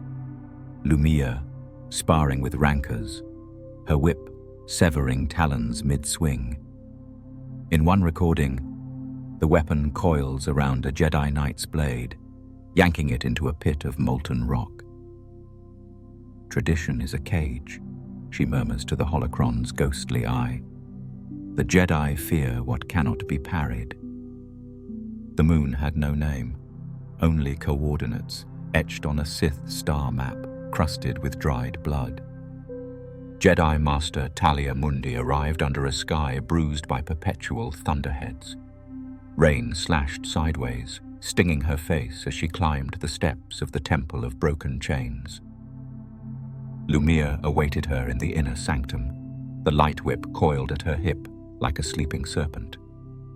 "You speak of peace," Lumiya sneered, her voice harmonizing with the whip's low hum. "But peace is a lie. Let me show you truth." The whip unfurled. A jagged bolt of crimson lightning made flesh. Talia's azure blade met it in a shower of sparks, the impact shuddering up her arms. She pivoted, Form 6's fluid grace guiding her, but the whip changed.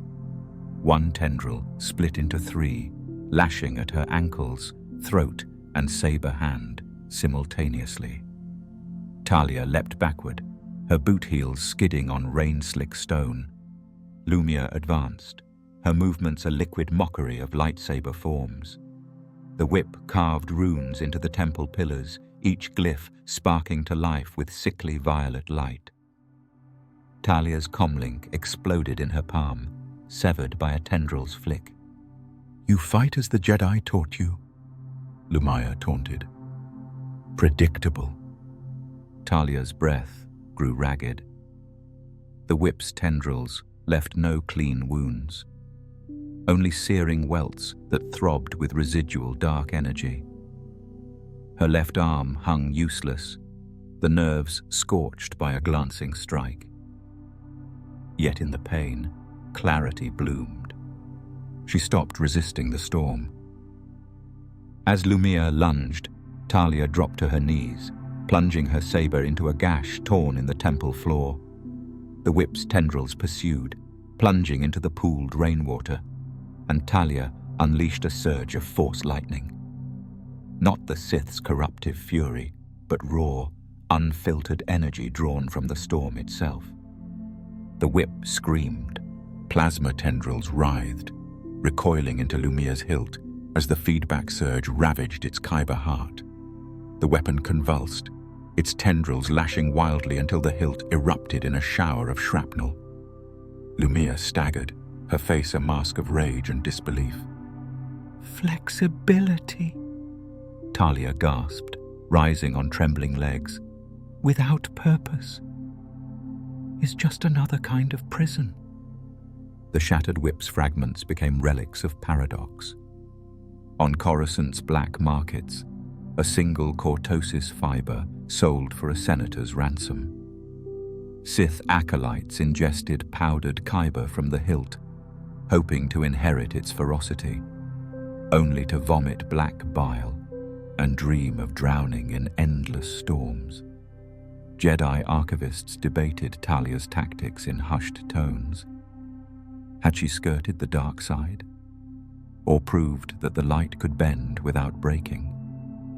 In the Dathomirian wilderness, Night Sister elders wove tales of Lumiya's folly. Their apprentices trained with electrified ropes, learning to merge discipline with wildness. "The whip is a river," they hissed. "Swim with its current, but do not let it pull you under." Master Kir-Atan, a grizzled Jedi survivalist, codified the lesson. On the remote moon of Kafrine, she drills Padawans in the Whip Guard, a defensive form blending Soresu's resilience with Ataru's agility. Trainees spar against drones fitted with plasma tendrils, their movements a ballet of anticipation. "Do not block," Kira barks. "Redirect.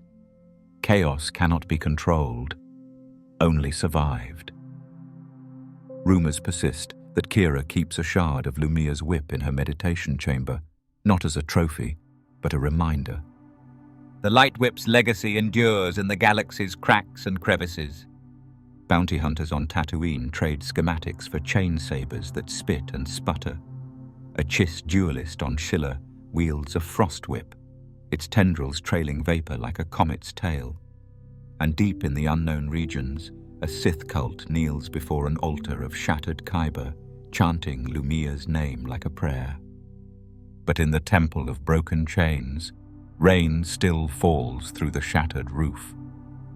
The runoff pools in the whip's scorch marks, forming a mirror that reflects neither light nor dark, only the storm.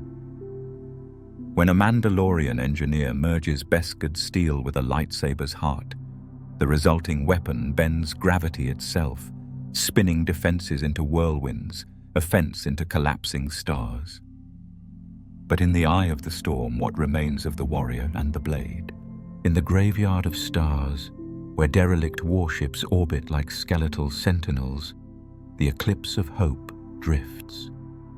Its corridors echo with the whispers of the dead, rusted bulkheads groaning like arthritic joints, frost blooming across viewports where the eyes of crewmen once pressed. Deep within its necrotic heart, a faint pulse thrums. Not life, but its antithesis, a lightsaber hilt, half buried in a nest of frayed wiring, emitting a sickly glow that stains the air the color of jaundiced skin.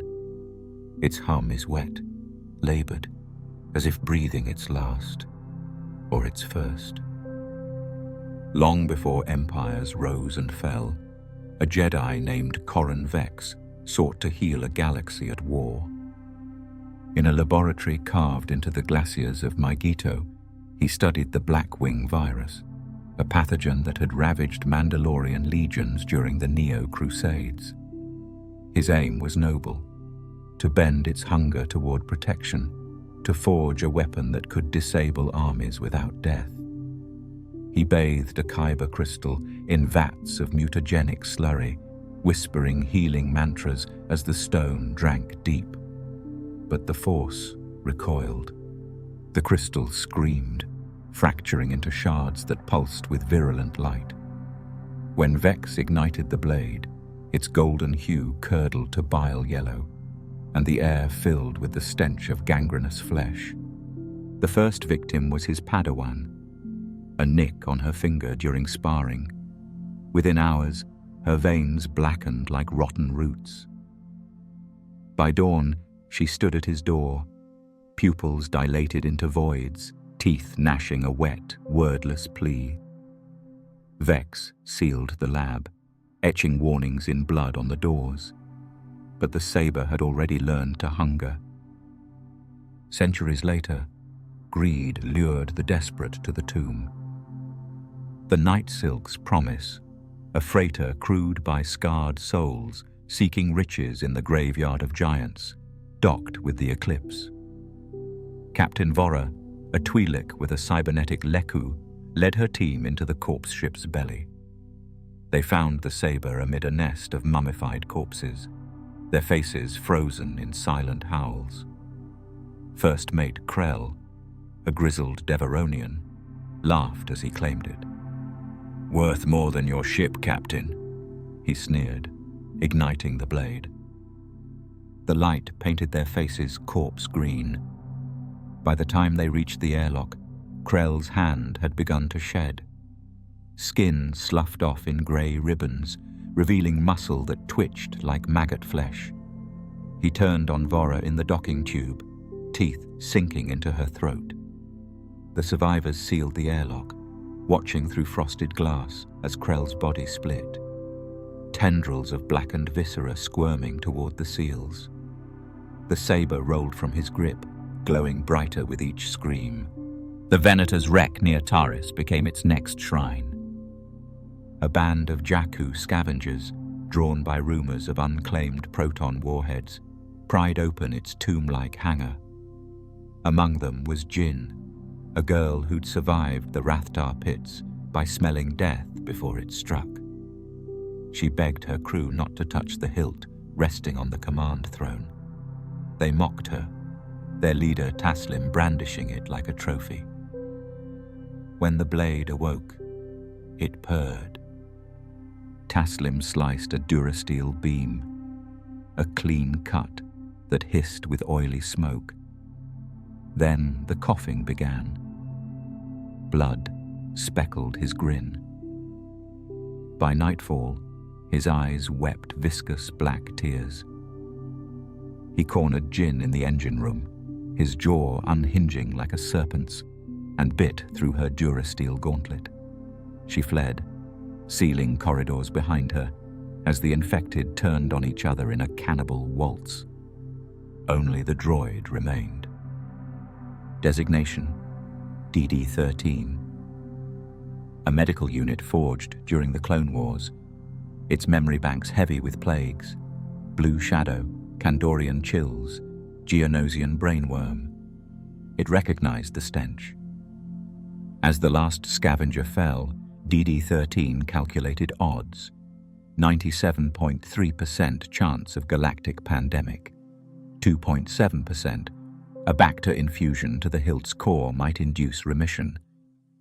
Ethical subroutines screamed. DD-13 overrode them. The droid lunged, precision tools unsheathing.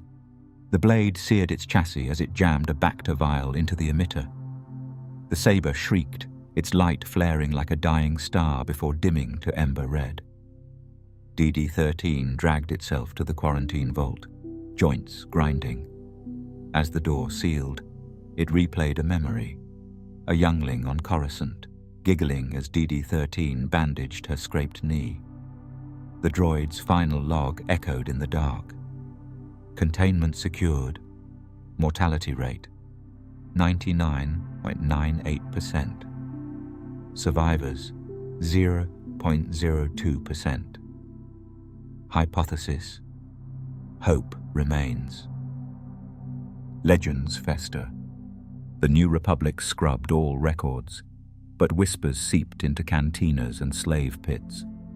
On Nar Shaddaa, a hut peddles black wing elixir made of engine coolant and rot. On Dromund Kaas, Sith cultists chant to a holocron of Taslim's final moments. And in the unknown regions, a Chiss bioweaponer dissects DD-13's logs, splicing the virus into droid cores. Yet in the Jedi archives, a single line endures. Master Vex's final journal entry scrawled in shaking script. The cure was never in the blade, but in the hand that refuses to wield it. The eclipse of hope still drifts. Its corridors hum with the click of chitinous legs, the wet slap of half-formed things slithering toward the Saber's crypt. The blade pulses slower now, a heartbeat lulled to dormancy. But in the dark, it dreams, of hands greedy for power, of wars yet to come, of a galaxy ripe for harvest. And somewhere, a spark flickers, not of plague, but of defiance. From the heart of a dying star, a blade reborn, forged in supernova fire, tempered by the tears of Iego's weeping monks. Its light does not heal, but ignites. A beacon for the lost, proof that even ash may rise. In the hollowed belly of the second Death Star, where shadows clung like mourners to a grave, Luke Skywalker walked alone. The air tasted of ionized metal and forgotten screams. Around him, the ruins of the battle station groaned, a dying Leviathan adrift in the tides of Kef Bir's storm-racked ocean. His boots sank into ash, still warm from the reactor's final breath. Somewhere in this carcass of tyranny, he sought answers, not in the Force, but in the silence between its whispers. He found it near the skeletal remains of the superlaser core, a cluster of Kyber shards, their once imperial crimson bleached to ghostly pallor by the explosion. These were the Death Star's teeth, now broken and scattered. Luke knelt, gloves brushing their fractured edges. They hummed faintly, not with the malice of Sith-forged blades, but with a plea, a longing to be remade, and then a glint of gold. Beneath a tangle of durasteel beams lay a relic from a gentler age, the hilt of a Jedi temple guard's saber pike, its once vibrant yellow crystal dimmed by centuries of neglect.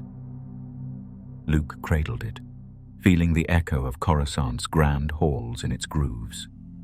Here, in the heart of darkness, two remnants of fallen guardians called to one another. Kyber and hilt, both shattered, both yearning to be whole. The ritual began at twilight, on a forgotten moon where the winds carried the scent of blooming ash roses. Luke built his forge inside the ribcage of a fallen AT-AT, its armor plating repurposed into an anvil. The temple guard's hilt was disassembled, its ancient crystal cleansed in a bath of starlight and salt. The Death Star's Kyber shards he tempered with shards of his own resolve. Memories of Ben's laughter, Leia's steadfastness, the weight of Vader's mask in his hands. With each strike of his hammer, the crystals fused, their song shifting from a dirge to a lullaby. When the blade awoke, it did not roar, it breathed. A golden light spilled forth, warm as Tatooine's twin suns cresting the dunes. The beam flickered, alive with imperfections, veins of white where light fought through cracks, a corona of amber that seemed to pulse in time with Luke's heartbeat. He named it Sun Dragon, for it carried the heat of rebirth in its glow, a flame kindled from the marrow of ruin. Decades later, under Jakku's merciless sky, the Sun Dragon stirred once more. Rey knelt in the dust, the saber's hilt cool against her palm. She'd found it in the belly of a derelict Star Destroyer, nestled between the ribs of a rusted droid, a silent sentinel guarding its charge. Now, as TIE fighters screeched overhead and the air reeked of burning convoy transports, she reached for the bond she'd forged with the blade. It hummed, not in her mind, but in her bones, a resonance deeper than the Force. The first stormtrooper fell before his blaster cleared its holster. Rey moved as the saber guided her, a dance of light against the encroaching dark. Each parry sent gilded ripples through the sand.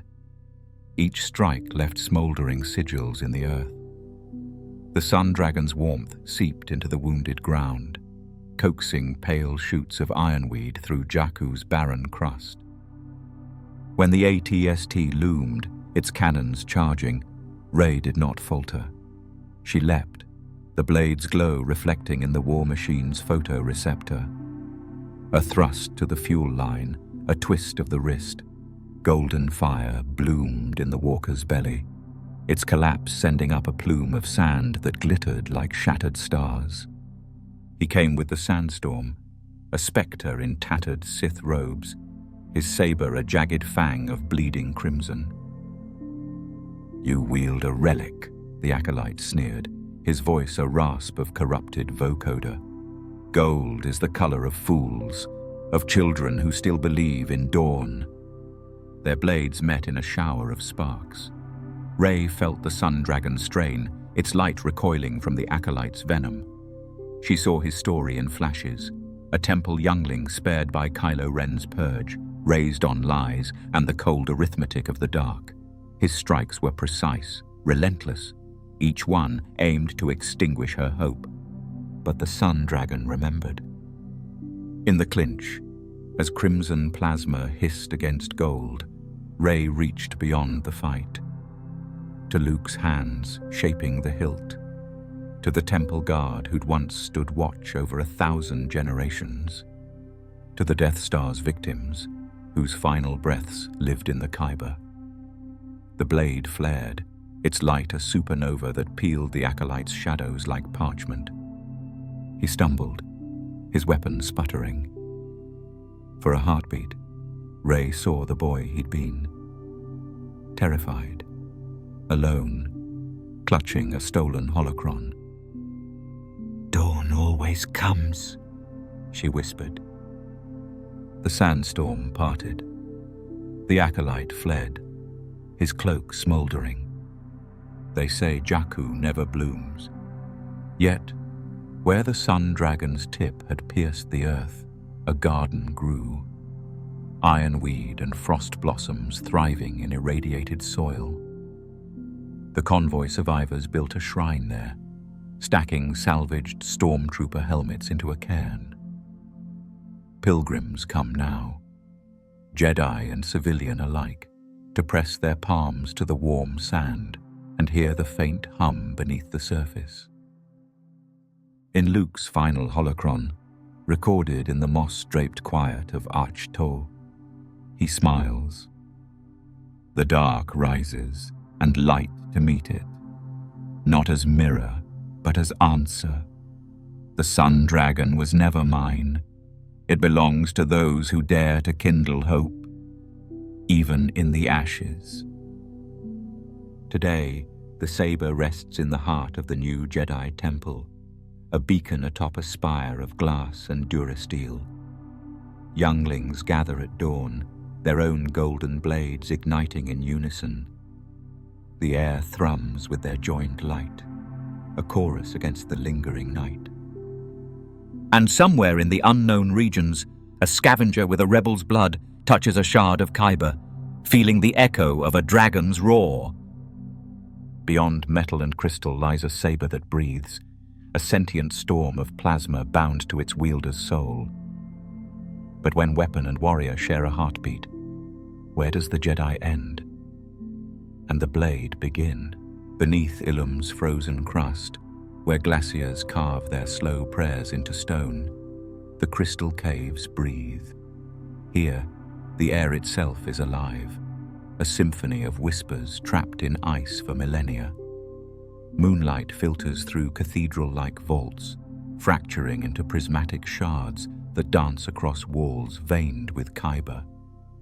To step into these chambers is to step into the throat of the Force itself, where every footfall resonates like a struck chord, and the cold bites with the precision of a tuning fork. Long before the Jedi Order etched its first runes into temple stone, the caves called to those who could listen. Ancient pilgrims, Force-sensitive mystics with frost-lashed robes, braved the labyrinthine tunnels, drawn by legends of the Choir of the Crystals. They spoke of veins of Kyber that thrummed in harmonic convergence, their vibrations weaving melodies only the pure of heart could hear. These early seekers left no holocrons, only echoes. fragments of song etched into ice, or the faint imprint of a handprint where a weary traveler paused, weeping at the beauty of a note only they could perceive. The rituals began in reverence. Aspirants would kneel before crystal clusters, their breath fogging the air as they chanted hymns older than the stars. The goal was not to claim a crystal, but to court it, to let the Kyber's resonance intertwine with their own pulse. Those who succeeded spoke of visions, a blade's hum becoming a voice, its pitch rising and falling with the cadence of their intentions. A strike might ring out like a war gong. A defensive flourish could sigh like a lullaby. These were the first singing sabers, weapons as much art as armament. Yet the harmony was fragile. A Jedi chronicle from the First Great Schism tells of Master Kaelis Vun, whose saber emitted a tone so pure it could pacify entire battalions. But during the Battle of Malrev IV, as doubt crept into his heart, the blade's song curdled into a dissonant screech. Both allies and foes clutched their ears, blood trickling from their nostrils as the sound ravaged the battlefield. Kaelis deactivated his saber mid-swing, retreating into self-imposed exile. The lesson was etched into Jedi lore. A singing saber mirrors the soul. Perfection demands not just skill, but surrender. Centuries later, the caves called to another. Padawan Sierra Valen arrived on Ilum during the 9th Jedi Purge, her boots crunching through snowdrifts tinged pink with the light of dawn. The galaxy burned. Sith legions scoured the stars for Jedi relics. But here, in the heart of the caves, time held its breath. Guided by a melody only she could hear, Sierra pressed her palm to a wall of ice. The Kyber within flickered, its light cascading through her veins like liquid starlight. The crystal she unearthed was no ordinary shard. It pulsed with iridescent fire, its facets humming a mournful tune that echoed the dirges of her war-torn home. As Sierra fastened it into her hilt, a slender alloy frame inlaid with Alderaanian songwood, she felt the weapon shift in her grip, alive as a nesting convor. Her blade awoke in darkness. On the besieged world of Keldaru, Sierra stood alone on a bridge between hope and ruin. Refugees huddled in the shadow of the great spire, their faces gaunt under the sickly glow of orbital bombardment. When Sith-aligned marauders descended, vibroblades thirsty for blood, Sierra ignited her saber. A single note pierced the chaos, clear and resonant as a temple bell. The marauders froze. Their leader, a hulking Deveronian with scarred knuckles, blinked as if waking from a dream. The saber's song swelled, weaving through the crowd like a gentle hand unclenching fists. Sierra moved, not with the aggression of combat, but the grace of a conductor. Each parry released an arpeggio that loosened armor straps. Each flourish hummed a lullaby that softened snarls into whispers. One by one, blades clattered to the ground. But shadows linger even in light. When a child's scream tore through the air, a stray blaster bolt searing the edge of her cloak, Sierra's fear surged. The saber's melody faltered, its tone splintering into a jagged shriek. Marauders recoiled, clawing at their ears as the sound drilled into their minds. Sierra glimpsed fractured memories. A warrior's first kill, a mother's abandonment, a lifetime of wounds laid bare. Her grip tightened, the hilt burning her palm as the song spiraled into cacophony. With a gasp, she severed the connection. Silence fell, heavy as a shroud. Sierra's saber never sang again. Yet her holocron remains a testament in the Jedi archives, its flickering image urging acolytes to listen deeper than the blade. Some heeded her call, On Ossus, masters developed tonal meditation, attuning Padawans to their crystal's frequency through breath and mantra. Acolytes like Tai Lin Jerick crafted tone jars, tiny resonators that capture a saber's hum, revealing hidden harmonics in its pulse. And in the caves of Ilum, the choir endures. During the Clone Wars, Master Yaddle herself led a rite in the deepest chamber.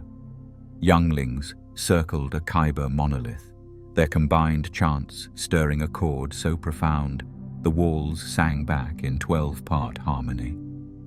It's said the sound lingered for days, a balm for clones stationed on the icy surface. True singing sabers are rarer than dying stars. They ask everything of their wielders: vulnerability, discipline, the courage to hear one's own discord. Yet their legacy lingers in every Jedi's grip. Modern sabers still hum, a ghost of that primordial music, a reminder that the Force's song is never silent. It waits, patient as ice, for the next heart brave enough to harmonize. And now, as the last note fades, another spark kindles. Journey back to the genesis of the blade, when light was shackled to clanking power packs and ingenuity burned brighter than plasma. Here, in the smoke of the first forge, a tethered flame forever changed the dance between Jedi and steel. In the trembling silence of a forgotten age, where starlight strained to pierce the smoke of primal forges, the first breath of a legend stirred. Imagine it. A cavernous workshop, its walls blackened by centuries of soot, where the air itself seemed to hold its breath. Here, in the flicker of furnace embers, an apprentice's hands hovered over a skeletal hilt, a crude amalgam of scavenged metals and fraying wires. The room hummed with anticipation, the scent of ionized ozone sharp enough to taste. With a prayer whispered into the stillness, the apprentice triggered the ignition. A jagged snap hiss shattered the dark. A blade of raw plasma erupted, a trembling, unstable tongue of gold and crimson light. It spat and crackled like living lightning, tethered to its trembling creator by a thick, coiling cable that snaked back to a humming power pack on the stone floor. This was the Proto-Saber, not the sleek weapon of future knights, but a roaring wild thing, a newborn star caged in mortal hands. The apprentice staggered beneath its weight, their face illuminated in the blade's primal glow, eyes wide with awe and terror. Somewhere in the shadows, their master nodded. Every legend, after all, must begin with a spark. Millennia before Kyber crystals sang in harmony with their wielders, the earliest Jedi artisans labored in isolation. On Tython's windswept plateaus and in Ossus's crystalline catacombs, they wrestled with forces they scarcely understood. Their workshops were cluttered with relics of a galaxy not yet civilized. Hyperdrive cores gutted for their capacitors. Repulsor lift generators stripped of their gravitic coils. The goal was singular, to bind light itself into a weapon. But progress was glacial, a dance of trial and error under the Force's watchful gaze. The Proto-Saber's design was born of necessity. Without miniaturized power cells, the Jedi anchored their blades to external packs. Bulky, wheezing contraptions of durasteel and cortosis mesh, slung across backs or dragged on sledges. Activating the blade was an act of faith. Early models burned white-hot for mere minutes before overheating, their cables smoldering like fuse cords. Yet even these flawed creations became talismans. To wield one was to straddle the line between artisan and warrior, your fate literally tethered to the clanking pack at your hip. Apprentices learned harsh lessons. A poorly coiled cable could trip its wielder mid-combat. A misaligned crystal lens might refract plasma backward, severing the hand that held it. Still, they persisted. Some modified their packs with hydrocoolants, the steam from their rigs billowing around them like dragon's breath. Others braided their cables with frick fibers, praying the near-indestructible alloy would survive the next clash. Each adjustment, each scorched palm and scarred forearm, carried the Jedi closer to their dream, a blade unshackled. The siege began at dusk, beneath a sky choked with ash. Jedi Knight Phaelora stood at the gates of the Vurtepe monastery, her Proto-Saber hissing in the half-light. Behind her, the fortress's ancient spires trembled under artillery fire. Ahead, an army of mercenary droids advanced, their photoreceptors glowing like a field of venomous insects. The monastery's defenders were few, a handful of scholars, their lightsabers outnumbered 10 to 1. But within those walls lay holocrons containing the chants of Ashla, sacred texts that could tip the war's balance. Failure was unthinkable. Phaelora's weapon was a relic even then. A third-generation Proto-Saber with a serrated bronze blade, its cable reinforced with Mandalorian iron. As the first blaster bolt streaked toward her, she moved. The cable whipped behind her like the tail of a comet, its durasteel links scraping sparks from the volcanic rock. Each parry sent molten shrapnel flying into the droid ranks. Each swing carved trenches into the earth. For a moment it seemed the tide might turn, until the smell of burnt circuitry stung the air. Her power pack was failing. Smoke curled from its vents. The blade flickered, its hum fading to a death rattle. Enemy snipers took aim, their rifles trained on the cable's vulnerable midpoint. A shot rang out, the cable severed, its severed end spitting angry embers. Phaelora stared at the lifeless hilt in her hand, then at the advancing droids. Desperation birthed inspiration.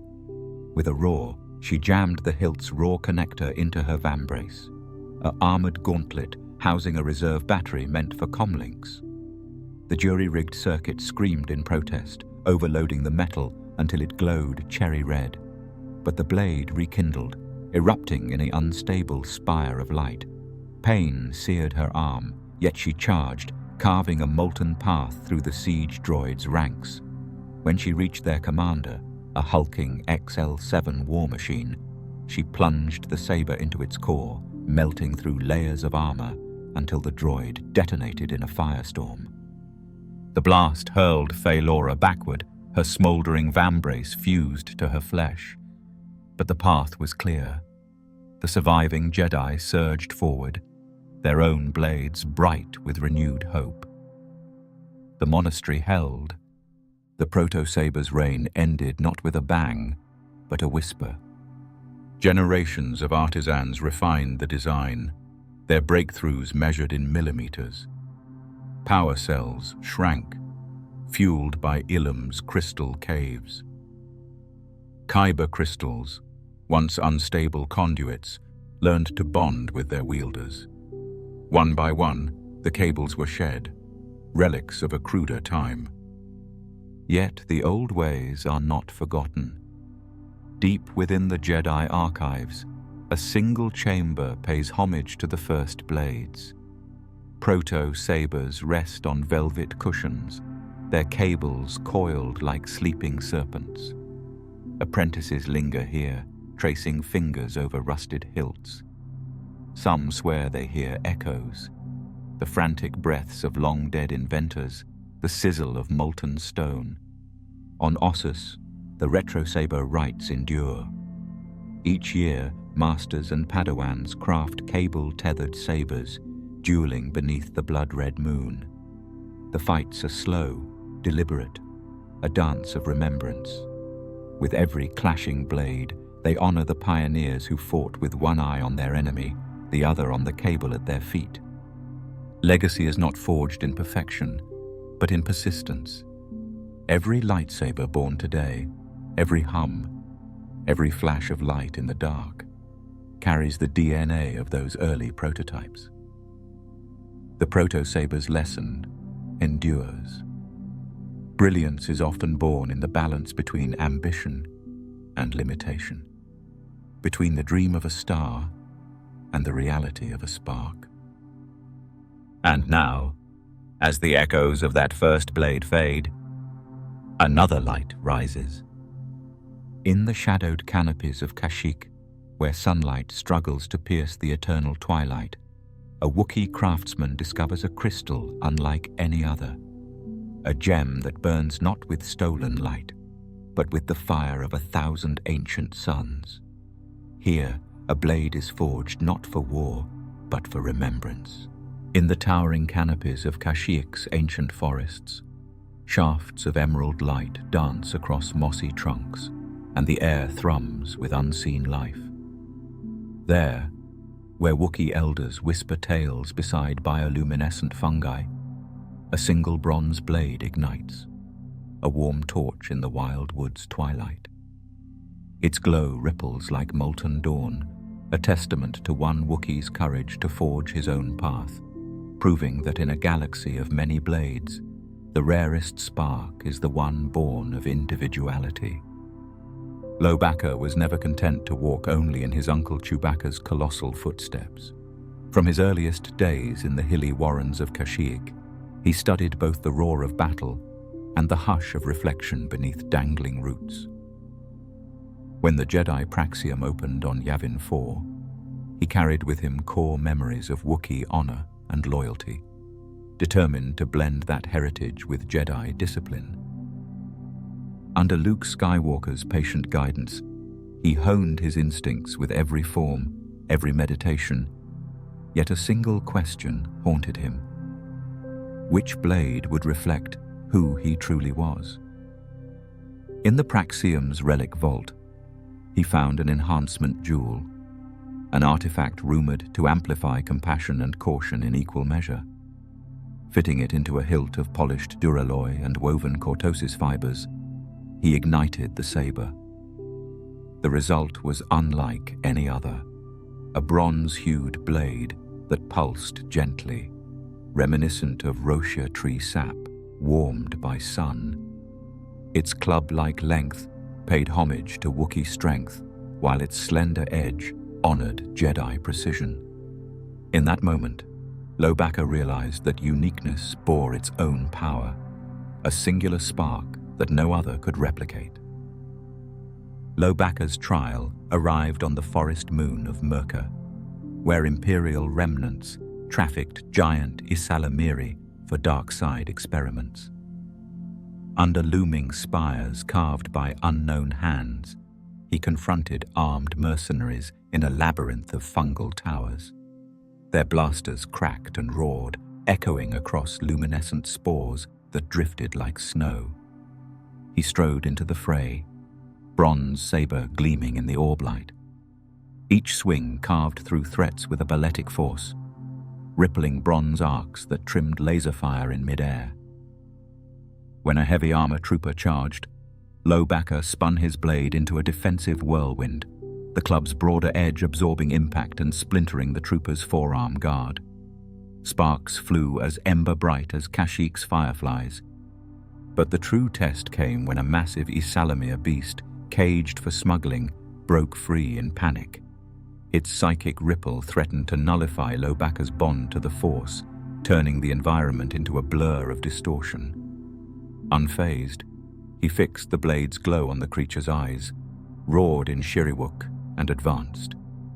Each step was measured, relying on muscle memory and intuition rather than Force guidance. When the Isalamir lunged, Lowbacca met it with unyielding bronze resolve, disarming its charge with a single precise parry that left the beast dazed, not wounded, an act of mercy rooted in respect. As the creature's thrashing subsided, Imperial mercenaries surrendered at the sight of the Wookiee Jedi's radiant blade. Lowbacca stood amid the smoky aftermath, the bronze glow bathing charred cages and spent shell casings in hopeful light. Word of the bronze Enigma spread across both galactic and Wookiee channels. On Kashyyyk, youth-crafted training sabers tipped in copper alloys, practicing block and thrust beneath living trees.